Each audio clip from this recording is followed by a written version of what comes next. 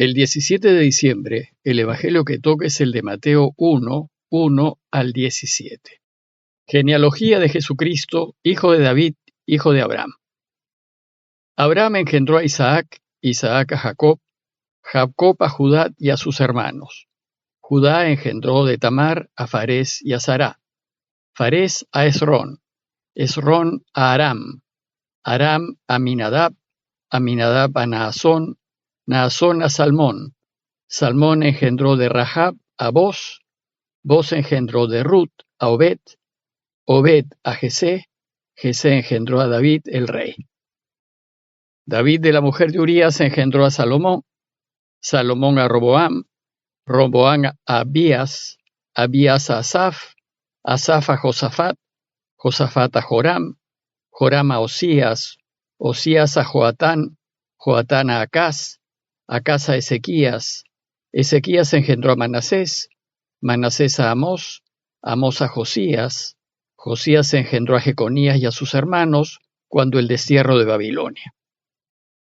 Después del destierro de Babilonia, Jeconías engendró a Salatiel, Salatiel a Zorobabel, Zorobabel a Abiud, Abiud a Eliaquín, Eliaquín a Azor, Azor a Sadoc, Sadoc a Aquim, Aquim a Eliud, Eliud a Eleazar, Eleazar a Matán, Matán a Jacob, y Jacob engendró a José, el esposo de María, de la cual nació Jesús, llamado Cristo.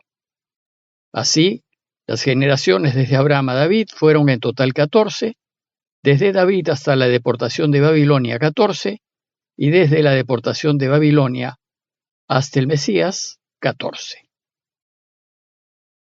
Hoy, 17 de diciembre, iniciamos los 8 días de preparación inmediata e intensa para la Navidad.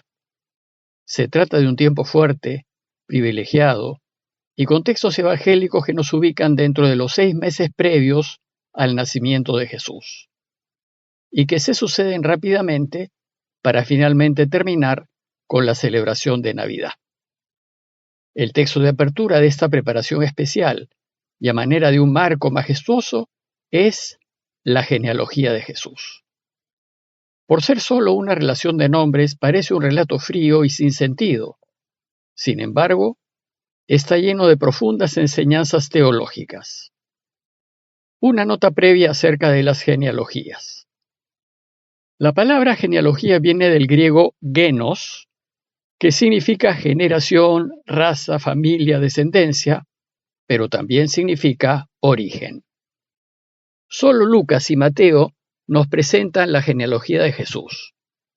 Mateo lo hace al inicio de todo su evangelio y Lucas lo hace al inicio de su vida pública en su capítulo 3. En ambas genealogías de lo que se trata es de presentarnos al Señor, pero estas genealogías están dirigidas al público para el que escriben sus obras. Lucas escribe su evangelio para los cristianos venidos del paganismo, y por tanto, la genealogía que nos presenta es más universal y se inicia en Adán. De manera que así abarca a todos los pueblos de la humanidad.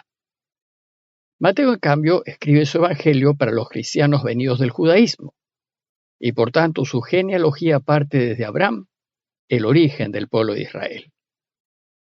Si comparamos las dos genealogías veremos que son bastante distintas.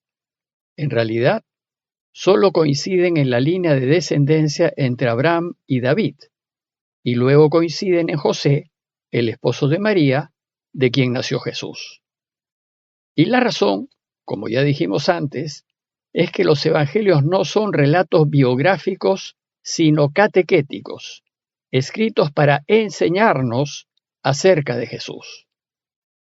Las genealogías son composiciones teológicas que no buscan darnos la línea exacta de los parientes de Jesús, sino enseñarnos que Jesús, por ser descendiente de David, es el Mesías esperado, y que en él se cumplen todas las promesas de Dios.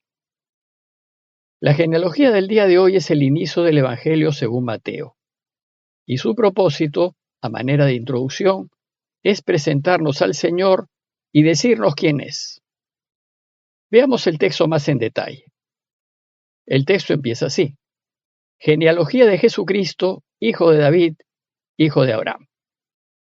En esta primera línea, Mateo nos dice que nos va a hablar del origen de Jesucristo, es decir, de Jesús, el Cristo o Jesús el Mesías. El lector del Evangelio ya sabe, entonces, desde la primera línea, que Jesús es el Mesías. Luego, en el resto de su Evangelio, lo que va a hacer Mateo es demostrarlo. Y esta primera línea también nos dice que Jesús es hijo de David, es decir, que viene de la descendencia de David, de quien las escrituras judías dicen que vendrá el Mesías. Los judíos creían que el Mesías debía ser descendiente de David. Por tanto, al decir que Jesús es hijo de David, cumple con la condición para ser el Mesías. Y la línea introductoria nos dice que Jesús también desciende de Abraham, que como saben, Abraham es el padre fundador del pueblo de Israel, pero también se le considera el padre de todas las naciones. Si bien en esta línea introductoria Mateo ya nos presenta a Jesús, inmediatamente después nos lo va a presentar como aquel que llena todas las expectativas y que cumple con todas las esperanzas puestas en el Mesías esperado. Dios había prometido a Abraham, en Génesis 12, 2-3, lo siguiente: de ti haré una nación grande y te bendeciré. Engrandeceré tu nombre, y sé tú una bendición, y por ti se bendecirán todos los pueblos de la tierra. Y a David, en el segundo de Samuel 7, 12-16, le prometió lo siguiente: afirmaré después de ti la descendencia que saldrá de tus entrañas, y consolidaré el trono de su realeza. Yo seré para él padre, y él será para mí hijo. Tu casa y tu reino permanecerán para siempre ante mí, tu trono estará firme eternamente. Por tanto, con esta introducción Mateo ya nos adelanta que las alianzas que Dios hizo con Abraham y luego con David se van a cumplir plenamente en Jesús, el Mesías. La genealogía que nos presenta Mateo sigue la historia de Israel y la divide en 3 períodos. El período que va de Abraham hasta David. Como saben, con David prácticamente se inicia la monarquía de Israel, indicándonos así que Jesús desciende de reyes y por tanto que también es rey. Luego, el período que va de David hasta la deportación de Babilonia, evento que fue un momento central e importantísimo en la historia de Israel y que marcó un significativo acercamiento del pueblo a Dios. Y por último, el período que va de la deportación de Babilonia hasta Jesús, haciendo de Jesús el culmen y la realización total del pueblo. Además, Mateo nos dice que en cada uno de estos 3 períodos hay 14 generaciones. Dice Mateo al final del texto: así, las generaciones desde Abraham a David fueron en total 14. Desde David hasta la deportación a Babilonia 14, y desde la deportación a Babilonia hasta el Mesías 14. ¿Y por qué 14? ¿Qué significa? Hay 2 explicaciones para esto. Primero, es importante saber que las letras hebreas tienen números. Y si se suman los números de las letras del nombre de David, da 14. Con esto Mateo puede estar subrayando que Jesús es el Mesías davídico y que toda su genealogía es mesiánica. Y segundo, sabemos que el estilo de Mateo es presentar grupos de 7. Por ejemplo, hay 7 parábolas, hay 7 ayes, y esto porque el 7 es el número perfecto, que simboliza la plenitud o la totalidad. Mateo puede estar entendiendo el pasado hasta antes de Jesús como 6 veces 7 generaciones. Y Jesús es quien inicia la nueva generación, 7 veces 7, indicando así que en Jesús se realiza el cumplimiento total de la obra de Dios, poniendo fin a la era anterior de Israel e inaugurando una nueva historia, una nueva creación, la era mesiánica, los tiempos del Mesías. Es de mencionar que en la lista genealógica de Mateo se encuentran 5 mujeres: Tamar, Rahab, Ruth, la mujer de Urías Betsabé, y por último María, la madre de Jesús. Si bien es extraño que en las listas genealógicas se mencionen a mujeres, pues las mujeres no contaban para nada, más extraño es que 4 de ellas fuesen de origen pagano, Con esto Mateo nos está enseñando que la pureza de la raza no es lo que cuentan, sino cómo Dios ha ido trabajando en ellas. Pero además en 4 de ellas hay situaciones irregulares de pareja. Tamar era una viuda, no era de Judá, a quien su suegro la hizo madre de gemelos. Rahab era una prostituta cananea de Jericó que ocultó a espías israelitas. Ruth era una moabita que se casó con el judío Booz por medios algo dudosos. Y por último, Betsabé, la mujer de Urías elitita, a quien el gran rey David hizo matar para tratar de ocultar el hecho de que la había dejado embarazada. Luego de la unión de David con quien fue la mujer de Urías, nació el rey Salomón.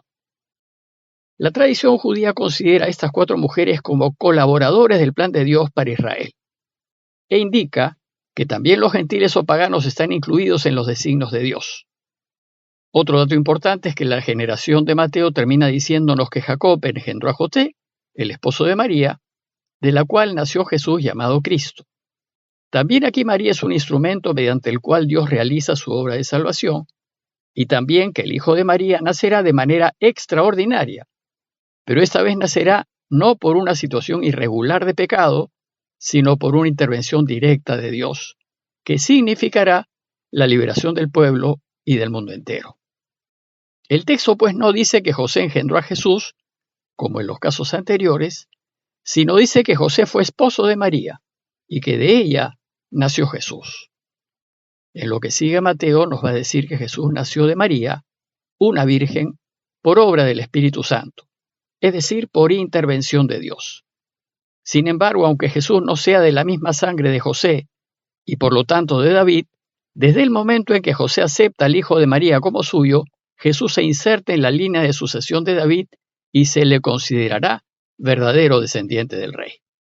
Como conclusión, este texto con el cual iniciamos los 8 días previos a la Navidad busca enseñarnos que Jesús, a quien seguimos, es el Mesías esperado por siglos y que en él Dios realizará todas sus promesas.